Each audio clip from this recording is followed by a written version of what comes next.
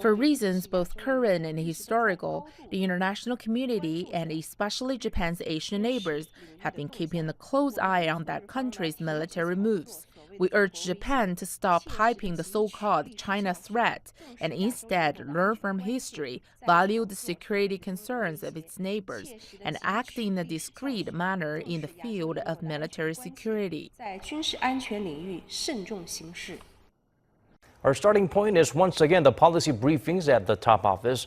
It was the Foreign and Unification Ministry's turn this time. President Moon Jae-in emphasized the need for assertive diplomacy to ensure the safety of the Korean people and that reunification must remain a top national priority. Here's Hwang Ho-jun with tonight's top story.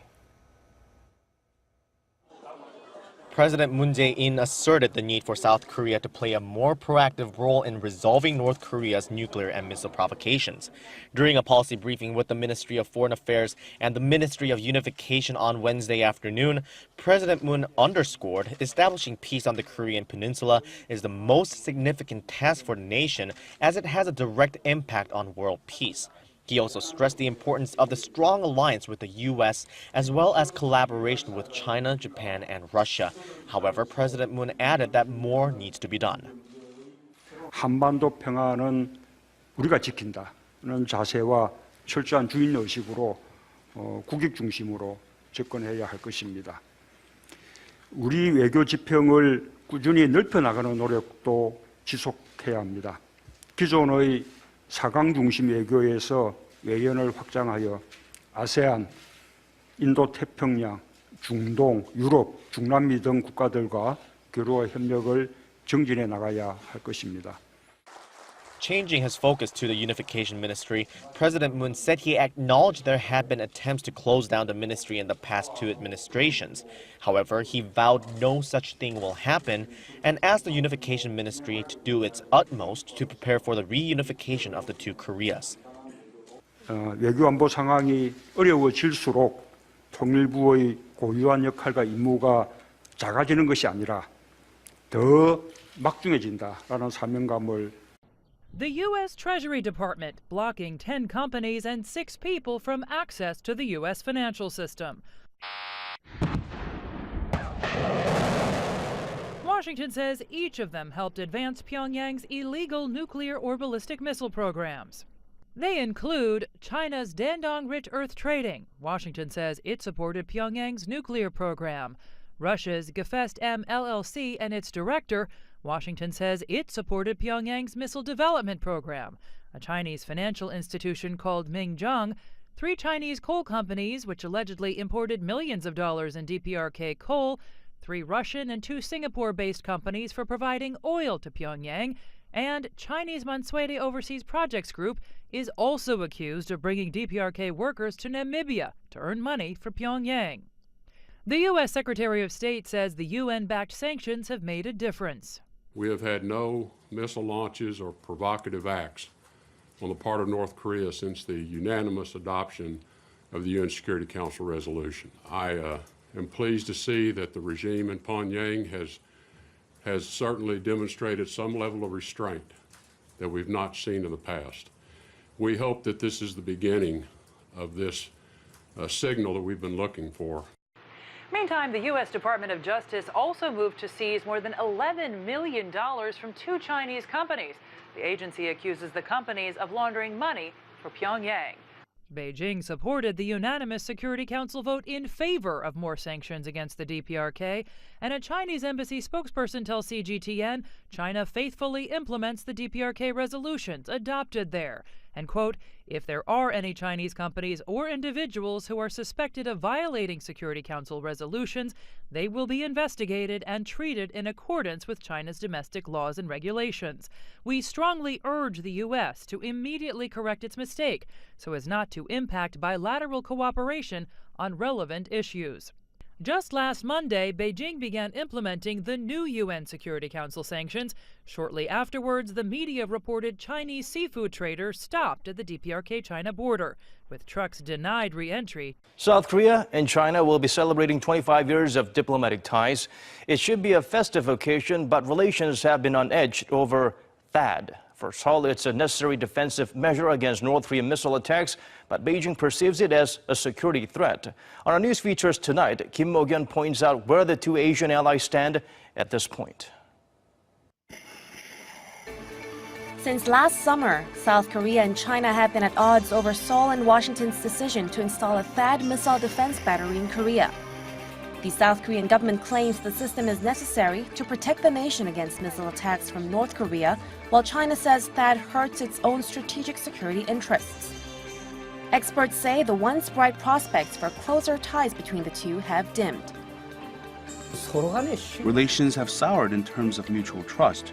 Though the two nations signed up for a strategic cooperative partnership in 2008, we have to keep in mind that China is North Korea's ally. The disagreement has hurt many areas of cooperation. Economy-wise, bilateral trade volume between Seoul and Beijing came to around $211 billion in 2016, down nearly 8% on year. And it's affected people-to-people ties too.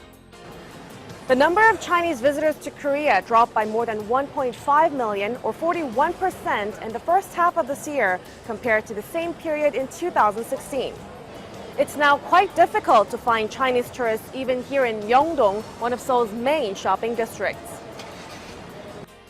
In terms of cultural exchanges, China has issued a blanket ban on the import of Korean cultural content. Initially, lots of Korean dramas and K-pop programs were being shown on major Chinese channels, but these were later limited to cable channels, then to satellite TV. Now, they've even blocked the airing of Korean videos on internet web pages. As a result, celebrations this year of the 25th anniversary of diplomatic relations are colder than they might have been. In the past, the two held an official joint celebration every 5 years, but this year the observance will be separate, with representatives of each side exchanging congratulatory messages. 25 years ago, things were different. On August 24, 1992, Seoul and Beijing agreed to establish formal diplomatic ties, which brought about enormous benefits, especially when it comes to the economy and culture. Trade between South Korea and China surpassed that of Korea and Japan in 2003 and that of Korea and the US by 2004. And by 2009, the trade volume between Seoul and Beijing surpassed the combined amount of Seoul's trade with Washington and Tokyo. The two countries are also each other's favourites in terms of humanitarian exchanges. We can say that the Korean wave started in China with the drama What is Love in 1997 and the appearance of idol stars in the early 2000s. The popularity of such content made Korea proud, but it could have made China wary. Because of the benefits these exchanges have brought, policy experts are trying to help get ties back on track. The organizer of this year's Korea-China Future Strategic Forum says it's important for the two nations to understand each other better. The problem surrounding THAAD is difficult because it involves politics. But what's more important is for South Korea and China to have a strong foundation that prevents ties from getting worse. And this foundation comes from understanding the characteristics and the changes the two countries went through. The THAAD controversy, others say, may have also exposed deeper issues. Even if the THAAD problem gets solved, China will not likely allow Korean cultural contents to enter the country like before. We need a new countermeasure. Times have changed and it's no longer the Cold War. China has become more competitive, its people's standards of living has risen quickly, and the dynamics of trade and industry are different than they were. Many stress the need for Korea to accept the changes and adapt to them while looking for new opportunities for development. In the case of SM Entertainment, it focused its activities on China and is now heavily affected by Beijing's ban. We need to come up with a new phased strategy for every region around the globe. In the past, we focused on exporting intermediary goods to China. But now we have to look at China as a large consumer market and create higher quality goods that can't be affected by political conflicts. Worth noting that we have had no missile launches or provocative acts on the part of North Korea since the unanimous adoption of the UN Security Council resolution. And I want to take note of that. I want to acknowledge it. Kim Jong-un, I respect the fact that I believe he is starting to respect us.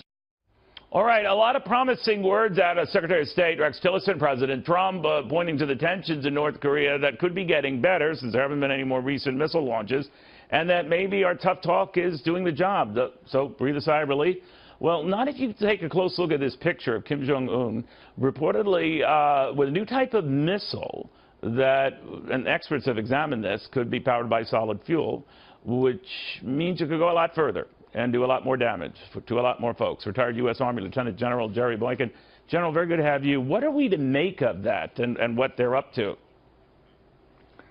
Well, I think that this is a very critical time. I think it's a huge mistake for America to think that the crisis is over. I think Kim is buying time, and I think that the fact that he is demonstrating now that he has a technology that we have basically were not aware of, which in fact would give him a much better missile capability. It can be fueled much quicker, it can be hidden and transported much easier. This is significant, but this is a critical time, and remember this as a final point. 3 consecutive presidents said that it would not be acceptable for him to have a nuclear weapon. Now, Donald Trump is left with the inaction of our 3 previous presidents. He's got to do something. The crisis is not over. He has nuclear weapons. What are we going to do about that? So when you look at these pictures, General, you know a lot more about this than I do. I mean, they could always be fake, too, couldn't they? I mean, we might be getting all nervous about stuff that's just made up and just meant to scare us. Well, they could be fake, but let's remember that he's had a lot of support from not only the Chinese and the Iranians, but he's had support indirectly from the Russians as well. So the fact that he has these capabilities, I don't think should be a big surprise. But remember, a lot of what we saw in that May Day parade as he drove through the streets with his demonstrating his capabilities there, a lot of that was very questionable as to whether it was real or just a facade. So I don't think we actually know the veracity of these reports or photographs. Do you worry, General, that if we take solace and comfort in having a few weeks go by without a missile launch, that itself is a little tragic, that we're grateful for a period of time that's fairly limited, only a few weeks, where he hasn't done this, when the average has been one every other week, that we're so desperate for signs of progress, and this is Democrats and Republicans as well, that we take false comfort here? Yeah, look, I wish that the Secretary of State and the President both would speak a little more realistically about the situation here.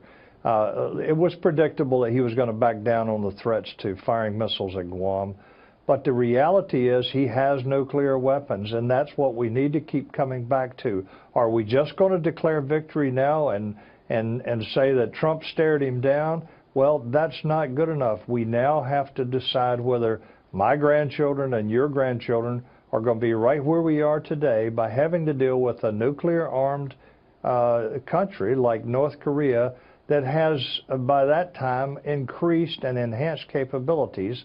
And as far as I'm concerned, President Trump's going to have to deal with this on his watch, and we're going to have to find a way to de-arm this madman that's sitting on nuclear weapons. What if they already have that technology? You know, you made a statement in the beginning about having the technology now or close to it now. What if they already have it? And like so many of these other countries, we feared getting the bomb, whether it's India or Pakistan, and they have it, and they join a club, but they're a rickety member of that club. Then what? Well, first of all, remember, Kim is, even though he's crazy, certifiably crazy, he's not totally irrational. There is a streak of rationality in this guy, and he knows that if he uses a nuclear weapon on any of our allies, that he is going to lose North Korea. He's going to lose his country. He's going to lose his life. And the U.S., and he knows it, and the South Koreans have had concepts for years, for decades. They've had contingency plans for going into North Korea and stabilizing a North Korea that would be, I guess you could say, in a state of anarchy as a result of a war taking place there, or the North Koreans coming south. So he's not that stupid.